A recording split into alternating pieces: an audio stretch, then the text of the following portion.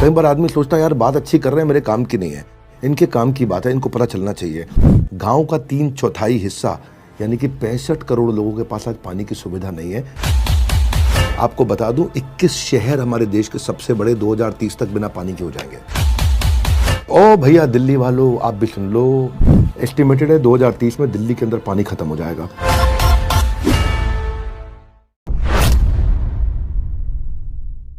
नमस्कार, स्वागत है आपका। मैं Vivek Bindra, founder and CEO Bada business. वापस आ गए हैं आज द बड़ा भारत शो में। India tribute to global brand ambassador, India global brand ambassador. ये भारत के वो ब्रांड एम्बेसडर हैं, क्योंकि आज मैं किसी विशेष व्यक्ति से मिलाऊंगा।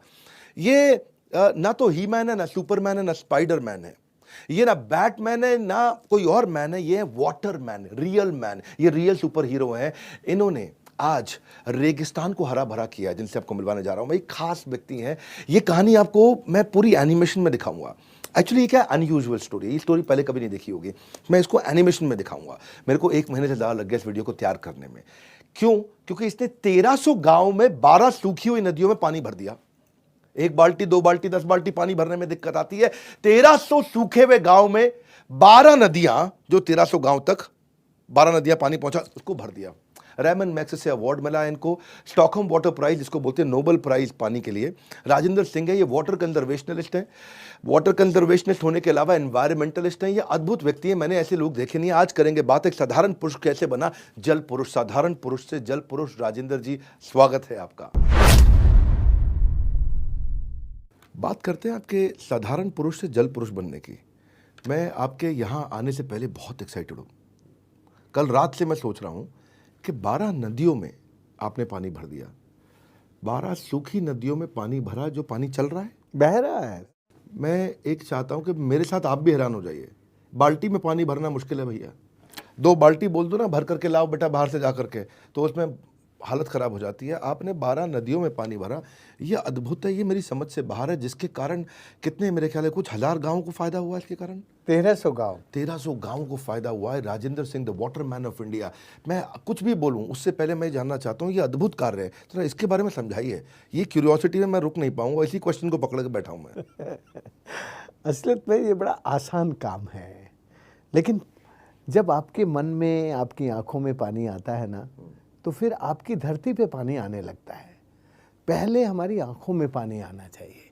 जब मैं पहले डॉक्टर था, गवर्नमेंट ऑफ इंडिया में था, जयपुर से मेरा 4 साल में भारत सरकार में रहा, तो जब मैं त्यागपत्र दे के, सरकार से त्यागपत्र दे के गाँव पहुँचा, गोपालपुरा गाँव, तो उस वक़्त वहाँ केवल बूढ़े लोग और बूढ़ी लुगाई रहती थी, और ये सब रतौंधी रोग से ग्रसित थी। और मैं पढ़ाई से डॉक्टर था, तो मैंने सोचा अरे ये तो मैं चलो इसी का इलाज करता हूँ। सबसे पहले ये रतौंधी क्या होता है बता रहे थे वहाँ? रतौंधी वो होता है जब शाम के 4 बजे के बाद दिखना बंद हो जाता है। और is it a water borne disease? No, it is a malnutrition disease. Malnutrition. जब पानी नहीं होता तो फिर वाटर बोर्न डिजीज के से बाद में माल न्यूट्रिशन ही होता है। तो मैंने 7 महीने तक हजारों लोगों का इलाज करके बिना पैसा सब ठीक कर दिए। तो उनमें से एक बूढ़ा आदमी था, उसका नाम था मांगू काका। मांगू काका ने कहा, ओ राजेंद्र तू काई करे छे? मैंने कहा काका तुझे दिख रहा है मैं क्या करूं? बोले हाँ मुझे दिख रहा है, तभी तो मैं तेरे से पूछ रहा हूं। देख तू जो कर रहा है ना, इससे तू सोचता होगा कि दुनिया ठीक हो जाएगी, आंखें ठीक हो जाएंगी तो सब अच्छा हो जाएगा, पर इससे दुनिया ठीक नहीं होगी। तू ज़्यादा से ज़्यादा अपनी ज़िंदगी में लाख लोगों को ठीक करेगा, पर तू ऐसा काम करना जो सारी दुनिया ही ठीक हो जा। तो मैंने कहा काका वो काई काम छे? बोला तू आदमी का इलाज तो बंद कर दे। ये जो आदमी है ना, ये बड़ा लालची है। इसको अपना इलाज कराना होगा तो डॉक्टर को बुलाएगा, 2 पैसे देगा, दवाई लेगा, इलाज करा लेगा। तू तो धरती का इलाज कर। तू धरती का इलाज कर देगा तो फिर ये बीमारी ही नहीं होगी। धरती ठीक होगी तो उस पर रहने वाला आदमी भी ठीक रहेगा। मैंने कहा काका मैं डॉक्टर आदमी का 28 साल में बना, अब धरती का डॉक्टर कितने साल में बनूंगा? बोला रे 2 दिन में बना दूला। मैंने कहा काका 2 दिन में बना देला? उन्होंने कहा हाँ। और तब मैं जवान तो था ही, तो मैंने कहा अच्छा, तो मैं कल से आदमी का इलाज बंद करता हूँ, धरती के इलाज में लगता हूँ। तो आप ताज्जुब करेंगे कि उसने मेरी 2 दिन में 2 PhD कंप्लीट की। PhD। ये शिक्षा की PhD नहीं थी, ये विद्या की PhD थी। शिक्षा में तो 19 साल लगते हैं PhD करने में, और ये विद्या की थी। 1 दिन में कैसे की? चमड़े का एक चरस मंगाया उसने, उस चरस में बैठा के 150 फीट गहरे सूखे कुएं में डाल दिया और 5 मिनट बाद निकाल के पूछा, अरे कहीं देखा तू कुएं में? मैंने कहा काका ई कुएं में तो सीधी सड़क है। सीधी सड़क को अंग्रेजी में कहते हैं कन्फाइंड वर्टिकल फ्रैक्चर, जहां ऊपर से नीचे की तरफ शार्प दरारें होती है, शार्प फ्रैक्चर होते हैं, और उन फ्रैक्चर का रिलेशन एक्यूफर के साथ होता है। एक्यूफर होता है जहां पानी इकट्ठा होता है, उसको तुम वाटर बैंक कह सकते हो, उसको भूजल का भंडार कह सकते हो हिंदी में। तो मैंने कहा काका इसमें तो सीधी सड़क है। तो बोला अठे पानी छे, अठे पानी सूरज चोरी को नहीं कर सके। अठे पानी मतलब?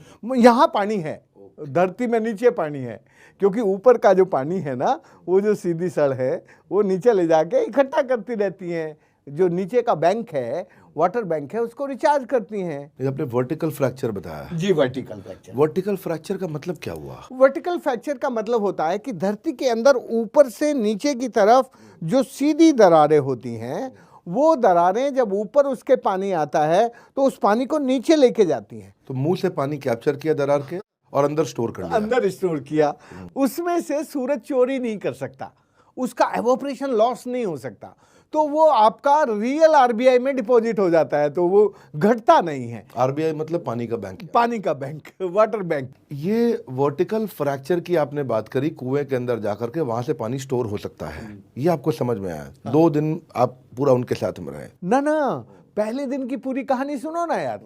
देखो, पहले दिन उसने मुझे ऐसे 25 कुएं दिखाए। सुबह 6 बजे से काम शुरू किया, रात के 8 बजे तक, और शाम के वक्त कहा, देख राजेंद्र, अब तू धरती का पेट सीख गया है, अब तू धरती का पेट ही पानी से भरने का काम करना, अब तू डॉक्टरी मत करने लगना आदमी की। तो पहले दिन में उसने मुझे धरती का पेट सिखाया, और धरती के पेट में कैसे पानी भरता है, कैसे उसकी वाष्पीकरण नहीं होता, वो रुक जाता है, वो बैंक पानी से भरा रहता है। पहले दिन में 25 कुएं दिखा के ये सिखाया। दूसरे दिन उसने ये तो जो पीएचडी थी, ये जियो हाइड्रो साइंस की पीएचडी थी। जियो हाइड्रो साइंस? हाँ, दूसरी पीएचडी थी नेचुरल इंजीनियरिंग की। अगले दिन क्या किया उसने, 10-12 बूढ़ी औरतों को बुलाया, और 10-12 बूढ़े आदमी, जवान तो उस गांव में कोई था नहीं, तो वो वहां ले गया जहां से पानी बरस के ऊपर से नीचे की तरफ आता था, ऐसे ऐसे। तो जहां उस नदी में स्टीप स्लोप थे, ऐसा टेढ़ा ढाल था, वहां उसने कहा तो उल्टे डिजाइन के डैम बना, ऐसे कॉन्वेक्स डिजाइन के डैम। मैंने कहा काका कॉन्वेक्स के क्यों बनाऊं? बोला रे ऊपर से पानी का दबाव आवेला ना, तो यह बांध को नहीं टूटेला, और तू सीधा बना देगा तो ऊपर के दबाव से टूट जाएगा। तो मुझे समझ में आ गया इतनी सी बात। फिर जहां जेंटल स्लोप थे वहां सीधे डैम बना दे बात, और जहां नेचुरल डिप्रेशन था वहां कॉनकेव बना दे। और ये जो नेचुरल डिप्रेशन है, उसने एक बात और सिखाई कि नेचुरल डिप्रेशन वहां होता है जहां मिट्टी में लाइम कंटेंट होता है, और लाइम कंटेंट के ऊपर जो पानी रुकता है वो पानी कभी खराब नहीं होता, वो पानी हवा और सूरज की किरणों से और हवा के स्पर्श से प्यूरिफाई होता रहता है, उसका ऑक्सीडेशन होता रहता है, और वो कभी खराब नहीं होता। तो ये बात अगले दिन उसने मुझे, नहीं, आपने जो डैम की बात करी, ये डैम के बारे में उन्होंने समझाया, थोड़ा ये और बताइए, ये डैम फिजिकली बनाना पड़ा इसमें? हाँ, तो उसके बिना तो कैसे होगा? तो उसमें आपका बहुत पैसा लगा होगा, मैन पावर लगी होगी। ये जो एक अच्छी बात ये थी कि उस काका ने मुझे ऐसी इंजीनियरिंग और डिजाइन सिखाई जिसमें जो सरकार का इंजीनियर 1 लाख रुपए में बनाता था, वो मैं 1000 रुपए में बना सकता था। अच्छा, क्या किया, थोड़ा बताइए इसको। क्या होता है कि जब आपको कोई स्ट्रक्चर बनाना है, तो और उसमें स्ट्रक्चर में बनाने में आपको यदि ये समझ में आ जाए कि इसकी जो डिज़ाइन है वो नेचुरल फोर्स में कैसे मर्ज हो जाएगी, और उसको ऐसे कंटूर पे बनाना जिससे उसका जो प्रेशर है वो बॉडी पर ना आए, वो नीचे ज़मीन पर जाए, तो जब ऐसी समझ आ जाती है तो फिर आपको स्ट्रक्चर के लिए स्टील, आयरन, सीमेंट, कंक्रीट ये सब जरूरत नहीं होती। किस चीज से बनेगा फिर? तो हमने ज्यादातर काम मिट्टी से ही किया, और वो सस्टेनेबल है? और आज तक हमने 13,800 से ज्यादा डैम, चेक डैम, एनीकट, गली प्लैगिंग, नाला बंडिंग, ये सब डिजाइन बनाई। उनमें से भाई साहब एक नहीं टूटा, एक नहीं टूटा। और हमारे डिजाइन कोई 100 ईयर उस पर नहीं थे, हमारे सारे के सारे डिजाइन मुश्किल से मुश्किल 50 साल के अनुभव पर थे। 50 साल के अनुभव पर बने डिजाइन एक भी नहीं टूटा। बड़ा लो कॉस्ट इनोवेशन कर दिया आप लोग। हाँ, लो कॉस्ट था। लो कॉस्ट देखो जब होता है ना, जब तुम उस मिट्टी में और उस पानी में उसके चरित्र को समझ लेते हो, तो मिट्टी और पानी का चरित्र समझ के आप भी फिर मिट्टी जैसे और पानी जैसे बन जाते हो। मैं इसीलिए बोलता हूँ ये बड़ा भारत शो है, ये बड़ा भारत है। यहाँ मिट्टी से उठे हुए लोग, क्यों आज इस समय मेरे पास वाटरमैन पूरी दुनिया में दिखाई नहीं पड़ता है? हाँ, पानी की समस्या तो पूरी पृथ्वी पे है। मैं 1 मिनट सबको ना को बताना चाहता हूँ इंपॉर्टेंस क्या है इस टॉपिक की। कई बार आदमी सोचता है यार बात अच्छी कर रहे हैं, मेरे काम की नहीं है। इनके काम की बात है, इनको पता चलना चाहिए। 18% 20% दुनिया की पॉपुलेशन है भारत के अंदर, लेकिन 20% की पॉपुलेशन पे खाली 4% पानी है हमारे पास दुनिया का। आज 50% पॉपुलेशन जो हमारे देश की है वो एक्सट्रीम वाटर स्ट्रेस में चल रही है। लोगों को मालूम नहीं, गांव का 3/4 हिस्सा यानी कि 65 करोड़ लोगों के पास आज पानी की सुविधा नहीं है। नलके के साथ में बिना नलके के पानी मैनेज कर रहे हैं। इंडिया इस समय 25% ग्राउंड वाटर एक्सट्रैक्ट कर रहा है। आपको बता दूं 21 शहर हमारे देश के सबसे बड़े 2030 तक बिना पानी के हो जाएंगे। मैं ठीक कह रहा हूँ, गलत कह रहा हूँ? बिल्कुल ठीक कह रहे हैं आप। 2030 तक। ओ भैया दिल्ली वालों आप भी सुन लो, ध्यान से सुन लो। एस्टिमेटेड है 2030 में दिल्ली के अंदर पानी खत्म हो जाएगा। 70% हमारे पानी का सोर्स कंटामिनेटेड है। कई बार लोग गलती से सोच बैठते हैं कि मेरे काम की बात नहीं हो रही है। बात अच्छी हो रही है, बाद में सुनूंगा। ये आपके काम की बात है कि 12 नदियों को पुनर्जीवित किया है। अरे अद्भुत है, इसको बोलता हूँ मैं बड़ा भारत। हाँ, आज जो असली ये जो विज्ञान आप समझा रहे हो, धरती के नीचे छुपे हुए विज्ञान को, जिससे इन्होंने मिट्टी से जुड़ के लो कॉस्ट इनोवेशन किया। सर सबसे पहले ये मैन पावर और फंड में, फंड तो आपने बता दिया 100 रुपये का काम 1 रुपये में किया, आदमी कहाँ से लाए करने के लिए? जब मैंने काम शुरू किया तब उस जमाने में वहाँ जवान लोग नहीं थे, सब बेपानी होके उजड़ के शहर में, कोई अहमदाबाद, कोई दिल्ली, कोई जयपुर, सब चले गए थे और वहाँ उनको जो भी कुछ कच्ची बस्ती में रह के अपना गुजारा कर रहे थे। तो क्या हुआ कि शुरू में तो मुझे ही गोपालपुरा का जो चौंतरे वाला जोहड़ है, गोपालपुरा कहाँ हुआ है? गोपालपुरा अलवर जिले के थानागाजी तहसील का गांव है, जहां मैंने काम शुरू किया। मेरी जिंदगी का पानी का जो सीखने का काम है और करने का काम है वो उसी गांव से शुरू हुआ, वो गोपालपुरा है।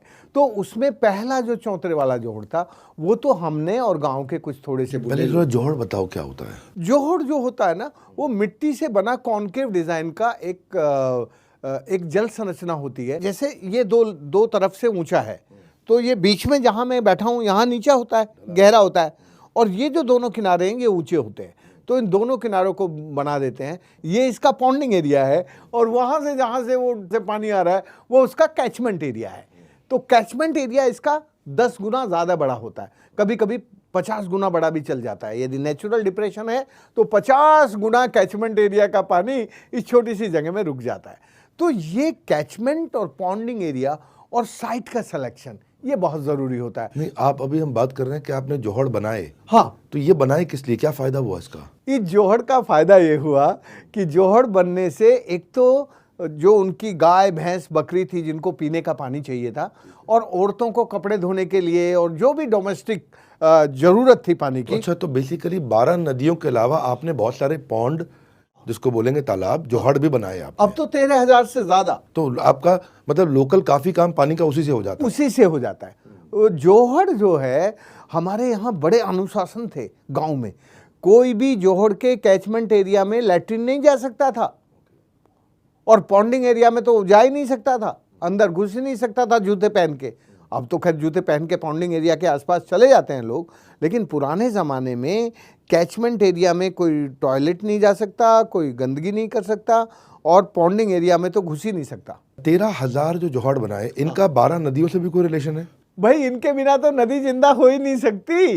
यही तो जोहड़ है जो बारिश के पानी को पकड़ के धरती के पेट में डालते हैं और धरती को रिचार्ज करते हैं। जब धरती रिचार्ज हो जाती है तो वाटर लेवल ऊपर आता है। पानी भरते भरते जैसे आप किसी ग्लास में करेंगे तो ऊपर आएगा ना, तो ऐसे ही धरती का पेट पानी भरता जाता है, ऊपर आता है, और ऊपर आके फिर स्प्रिंग्स बन के धरती में से निकलने लगता है। तो नदी बन जाए। स्प्रिंग्स बन के हाँ, निकलता है, बाहर जाता है, बाहर जाता है। तो क्या मैं ये समझूं कि आपके जोहड़ नदी के नजदीक थे? हाँ, तो आपने जोहड़ स्ट्रैटेजिकली नदी के नजदीक बनाए, हाँ, जो कि नदी को पानी देने में, जिंदा करने में मदद किया। हाँ। और क्या ऐसा भी इसका मतलब हुआ कि जोहाड़ के जो नीचे अंदर पानी है वो नीचे से भी नदी के पानी से कनेक्टेड था? एग्जैक्टली कनेक्टेड था, उसके कनेक्टेड नहीं। वो जो मैं फ्रैक्चर बता रहा था ना भाई साहब, वो फ्रैक्चर उसी को नदी को कनेक्ट करते हैं। अच्छा, एक हो गया वर्टिकल फ्रैक्चर, एक हॉरिजॉन्टल फ्रैक्चर, वो क्या होता है? देखो वर्टिकल जो फ्रैक्चर होता है वो ऊपर पानी से को नीचे आ रहा है। लेके जाता है, और जो हॉरिजॉन्टल फ्रैक्चर है वो पानी को नीचे नहीं जाने देता, ऊपर ही सतह पे ऊपर से ही सतह पे, और वो थोड़े दिन ऊपर में ही सूख जाता है, वो ऑपरेट हो Evaporate जाता हो है। जाएगा। वो नदी को लॉन्ग लाइफ देने के लिए, नदी को सनातन प्रवाह देने में वो सक्षम नहीं होता। नदी को सनातन प्रवाह देने का काम हमारा ये जो वर्टिकल फ्रैक्चर है वो करता है। मैं आपसे ये पूछना चाहता हूँ, आम आदमी के लिए क्या उसको भी कोई शिक्षा दे सकते हो, वो वाटर कंजर्वेशन शहर में, गांव में, अपने घर में कैसे कर सके? राजेंद्र जी, एक जगह मैंने आपको सुना कि आप कहते हैं कि पानी के सुखाड़ और पानी के बाढ़, इनका एक ही इलाज है कि पानी के जो फ्लो है, स्पीड है, उसको स्लो कर दो। स्लो करने से सूखा और बाढ़ दोनों का समस्या खत्म कर सकते हो आप।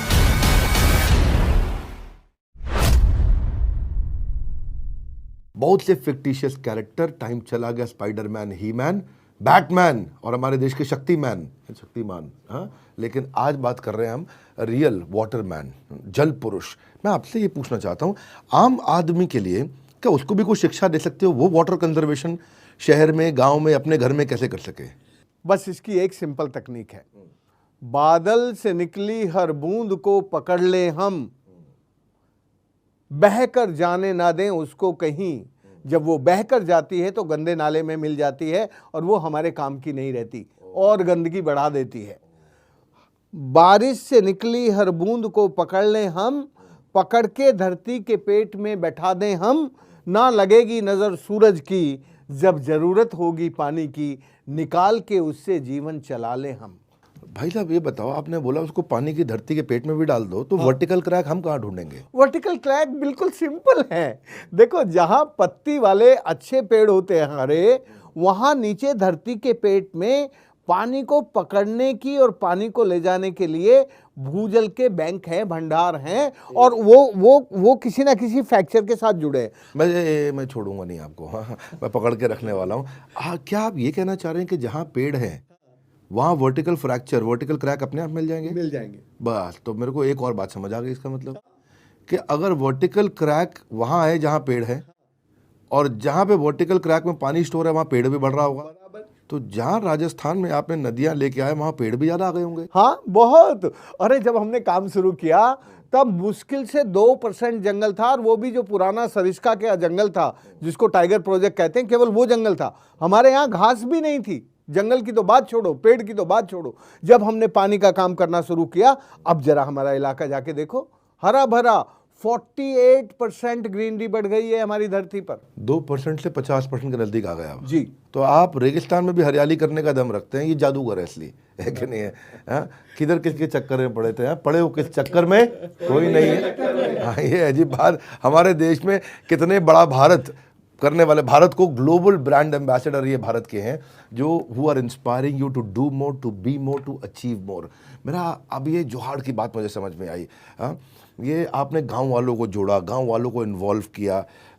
हम बहुत छोटा सा काम कर रहे हैं, मैं ये जो गांव वालों को अगर सही शिक्षा दे दो, आपने जो दी है, वहाँ से गेम चेंज किया है। मैं ठीक समझ रहा हूँ? बिल्कुल ठीक। मतलब यानी कि गांव में पोटेंशियल है, लोग करना चाहते हैं, उन्हें शिक्षा दो। मेरे को ना, मेरी टीम में एक लड़का है अमित साहू, मैं उसके बारे में आपको बताता हूँ। ये बेसिकली एक बहुत छोटे गांव से आता है, छिंदवाड़ा के पास एक कौंडिया गांव है, वहाँ पे छिंदवाड़ा के पास ये मजदूरी क्या करता था, फल तोड़ने की, पेड़ से फल तोड़ने के लिए।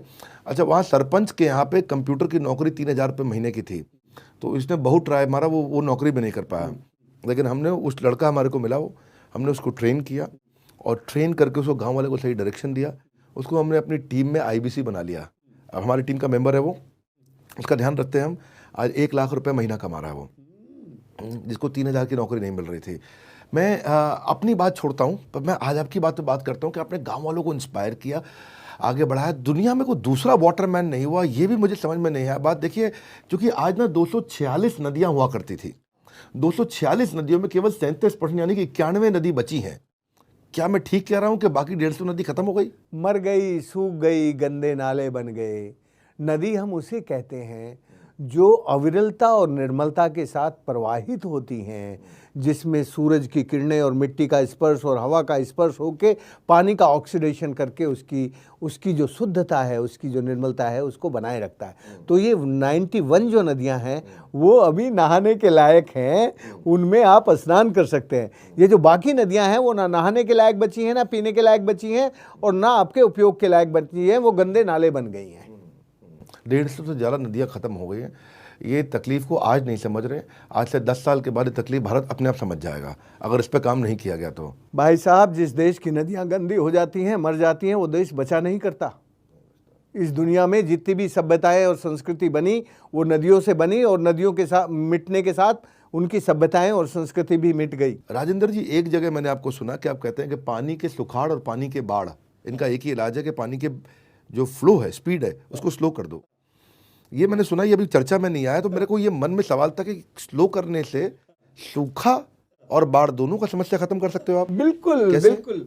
देखो, अब भारत अजीब व गरीब देश है। देखो, भारत देश नहीं है, भारत एक कॉन्टिनेंट है। यहाँ 25-30 देश है। यहाँ कहीं पे बिल्कुल सूखा है, कहीं बिल्कुल बाढ़ है।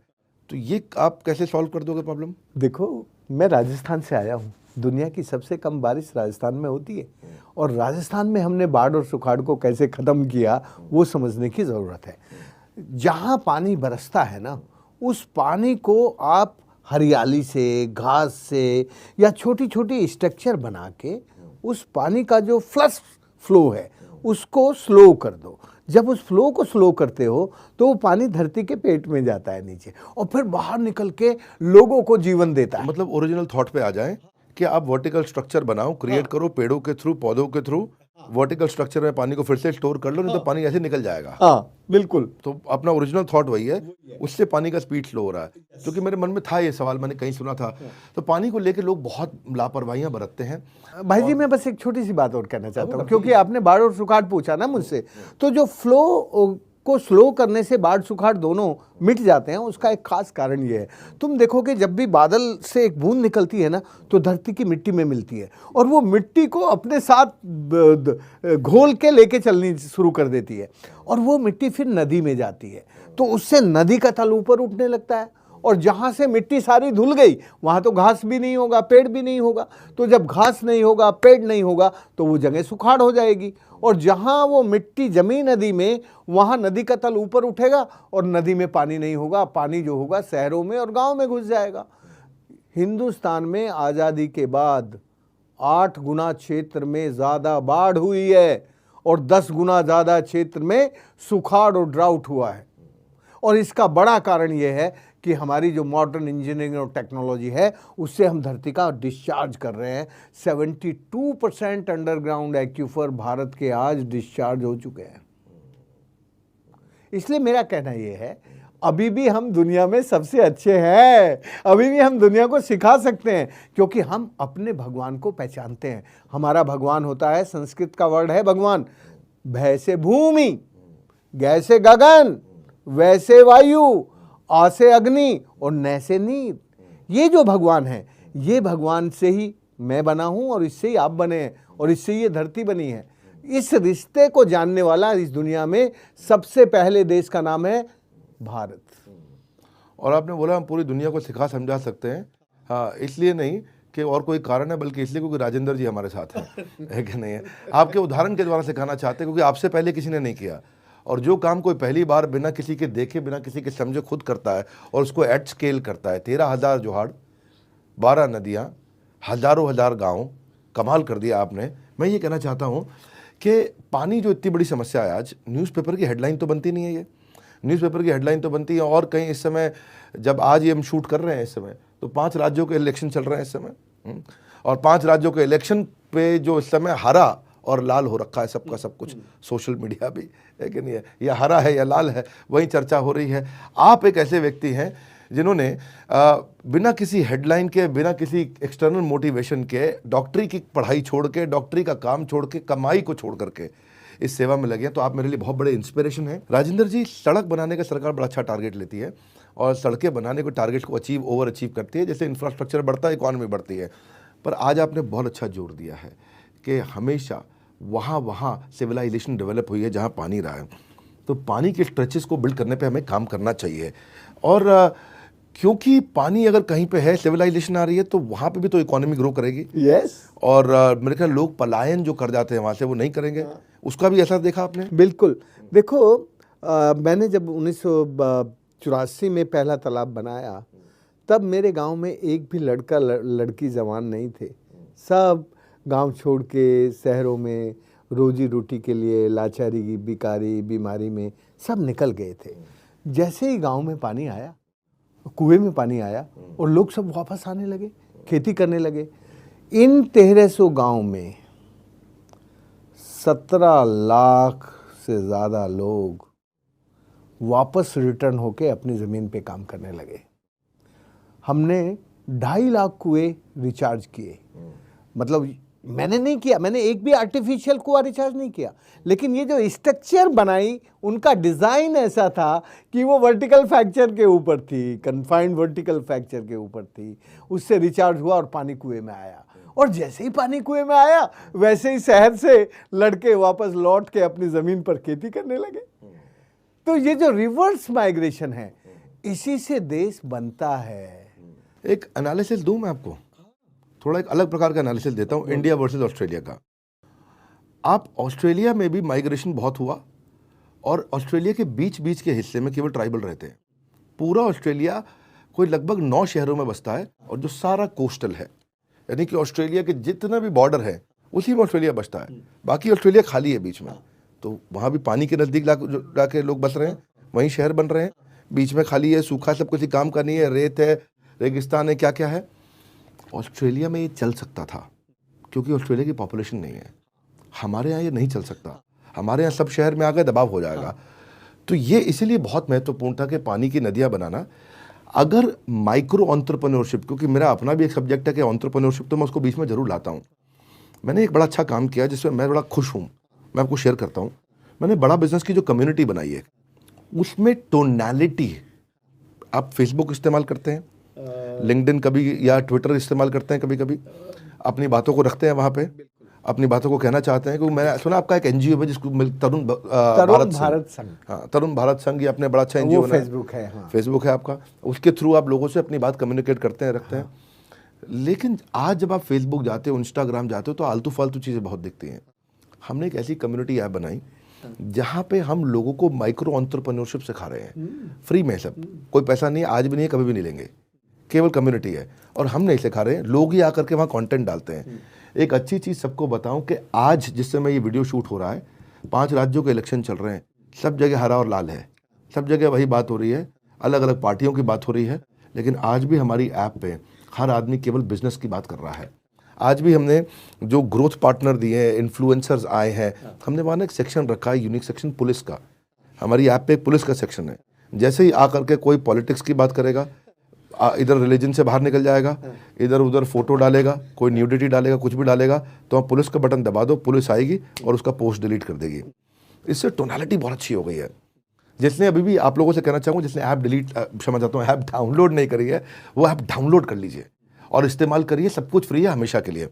और आपके लिए मेरी आपसे प्रार्थना है, राजेंद्र जी, आप भी हमारी ऐप पे अपना एक प्रोफाइल बनाइए, और प्रोफाइल बना करके आपका जो इस समय तरुण भारत संघ है उसके बारे में आके बताइए। अगर आप ऐसा करते हैं, हाँ कर रहे हैं आप, हाँ, बनाएंगे, बिल्कुल। तो अपने बारे में ये वहाँ पे डालते रहेंगे। आप इनको फॉलो करिए। आपके हज़ारों लाखों फॉलोअर हमारी ऐप पे भी, जैसे फेसबुक पे हैं, वैसे हमारी ऐप पे बनेंगे।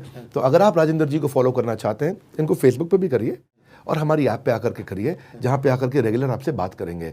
ये मेरा भी एक मुझे बड़ा अच्छा महसूस हुआ कि आज जिस समय में जो खोल रहा हूँ, अच्छा, एक तो मैं जब स्क्रॉल करते हैं, कंटेंट देखते हैं, फेसबुक की तरह आता है, लिंक्डइन की तरह आता है, इंस्टाग्राम की तरह आता है, हर 7वें 8वें कंटेंट को देख के मैं भी बड़ा इंस्पायर होता हूँ कि बहुत अच्छा कंटेंट आ रहा है।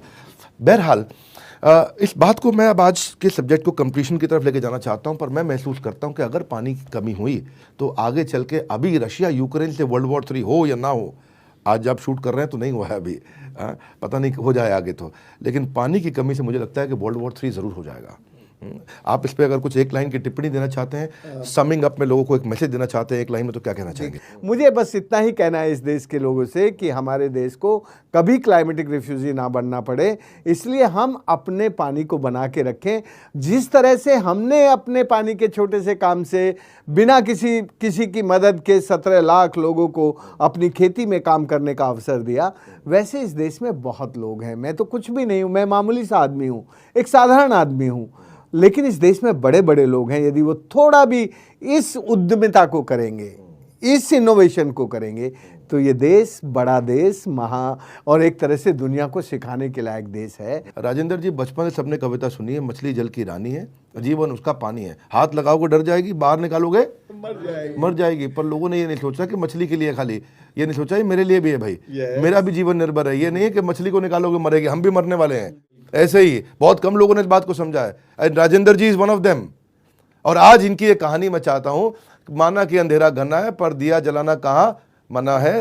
राजेंद्र जी, आपको बहुत बहुत धन्यवाद इस दिया को जलाने के लिए। आपने भारत को ऐसा बड़ा भारत बनाया है जो कि बहुत बड़ी इंस्पिरेशन है, क्योंकि आपके पास रेफरेंस पॉइंट कोई नहीं था, किसी और ने नहीं किया था, पहली बार आपने इनिशिएटिव लिया, इसलिए मैं आपका बहुत सम्मान करता हूं। आज आपने मैसेज सबको दिया, बताया, सबको शिक्षा दी, हो बच्चा बूढ़ा या जवान, सबको मिले सही ज्ञान। इस वीडियो को शेयर करो इतना कि पानी को मिल सके सही सम्मान, वो मैं चाहता हूँ। इस वीडियो को सब तक पहुँचाइए, इसलिए नहीं कि मैं कह रहा हूँ, इसलिए क्योंकि हमारे देश की आवश्यकता है। इसलिए ये हमारे देश की आवश्यकता है, यही बड़ा भारत का ब्रांड प्रॉमिस है। तो बस थोड़ा सा और इंतज़ार, फिर से आ रहा हूँ अगले बुधवार, बड़ा बुधवार शाम को 4 बजे, हर बुधवार को बड़ा भारत शो पे। इसी प्रकार हम एक ऐसे व्यक्ति को साथ में लेकर के आते हैं जो आपको बहुत इंस्पायर कर सकता है, जिसने कुछ अद्भुत कार्य किया है। मैं आपको रिक्वेस्ट करूँ, नीचे कमेंट बॉक्स में मुझे बताइए कि आप अगले एपिसोड में किससे मिलना चाहते हैं। आज आप मिले the water man of India, जल पुरुष श्री राजेंद्र सिंह जी से। इस वीडियो को आपने किस किस को पहुंचाना है, पहुंचाइए। ग्रेट आइडियाज़ हमारे साथ जुड़े रहने के लिए, हमारी ऐप को डाउनलोड करके राजेंद्र जी को वहाँ फॉलो करने के लिए आप सबका हृदय की गहराई से प्रेम पूर्वक बहुत बहुत धन्यवाद।